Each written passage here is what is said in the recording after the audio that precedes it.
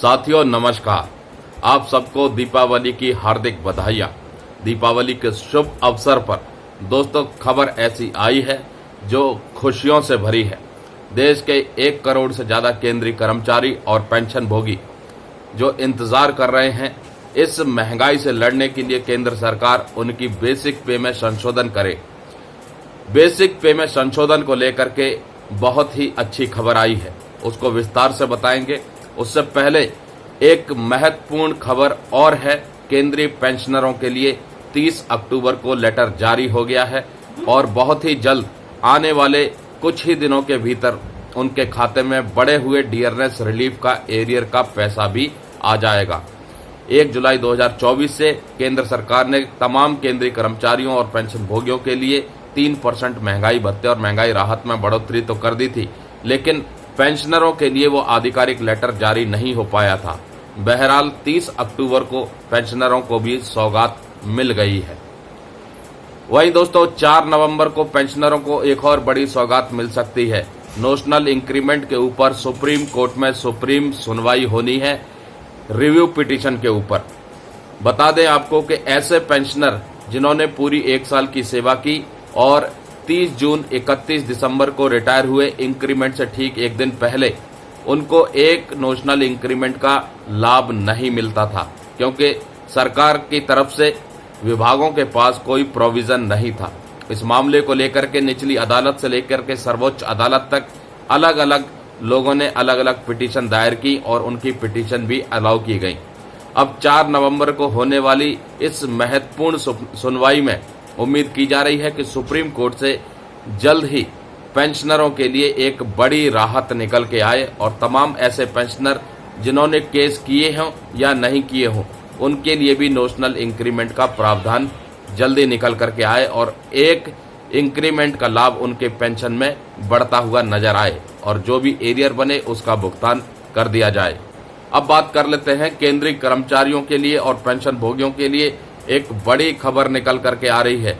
Basic पे में संशोधन की सरकार ने कर ली है तैयारी पूरी। मांग थी कि जो मिनिमम बेसिक पे है वो 26,000 रुपए हो जाए 18,000 के बदले, लेकिन सरकार शायद इससे भी ज्यादा बढ़कर के देने वाली है। पत्रिका न्यूज की तरफ से ये खबर छपी है जिसे मैं अब आपके सामने रख रहा हूँ। 8th पे कमीशन अपडेट। समय के साथ बढ़ती महंगाई को लेकर अक्सर लोग शिकायत करते रहते हैं। उनकी शिकायतों को ध्यान में रखकर और विभिन्न केंद्रीय वेतन आयोगों की सिफारिशों के साथ भारत में केंद्रीय कर्मचारियों के लिए वेतन में कई महत्वपूर्ण संशोधन हुए हैं। देश के 50 लाख से ज्यादा केंद्रीय कर्मचारी कई साल से मांग कर रहे हैं कि उनकी बेसिक सैलरी उसमें बढ़ोतरी की जाए।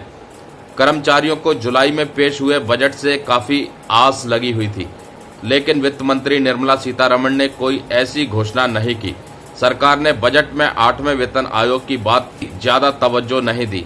अब वित्त मंत्रालय के सूत्रों का दावा है कि कर्मचारियों की बेसिक सैलरी में इजाफा करने की तैयारी सरकार ने कर ली है। सरकारी कर्मचारियों की जब सैलरी बनती है तब इसमें तमाम भत्ते लगाए जाते हैं। काफी दिनों से मांग उठ रही है कि बेसिक सैलरी में इजाफा किया जाना चाहिए, यानी बेसिक सैलरी कम से कम 26,000 रुपए होनी चाहिए।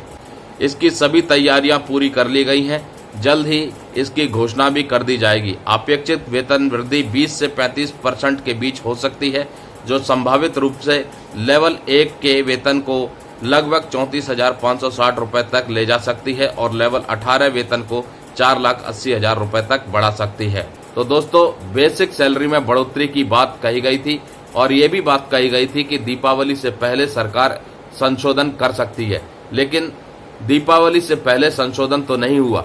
अब ये उम्मीद लगाई जा रही है कि अगले महीने यानी नवंबर में होने वाली नेशनल काउंसिल जेसीएम की बैठक जो होनी है उसमें अगले वेतन बढ़ोतरी को लेकर के, अगले पे रिवीजन को लेकर के, अगले पेंशन रिवीजन को लेकर के कुछ रास्ता, कुछ क्लैरिटी निकल के आ सकती है। और इस मीटिंग को बहुत ही ज्यादा तवज्जो इसलिए भी दी जा रही है कि इस महत्वपूर्ण मीटिंग में 8वें वेतन आयोग गठन के मामले को भी डिस्कशन में रखा जाएगा और पूरी उम्मीद की जा रही है कि अगली जो वेतन बढ़ोतरी होगी वो बेहतर दिखाई देगी। फिटमेंट फैक्टर 1.92 का इस्तेमाल किया जा सकता है, जैसा कि मीडिया रिपोर्ट्स में चल भी रहा है। और कहीं ना कहीं जो मिनिमम बेसिक पे 18,000 रुपए है उसमें बढ़ोतरी करके 34,560 रुपए किया जा सकता है। ऐसा अगर हो जाता है तो केंद्रीय कर्मचारियों की सैलरी में एक तगड़ा उछाल देखने को मिलेगा और साथ ही केंद्रीय पेंशनरों की सैलरी में भी एक बेहतरीन उछाल देखने को मिलेगा।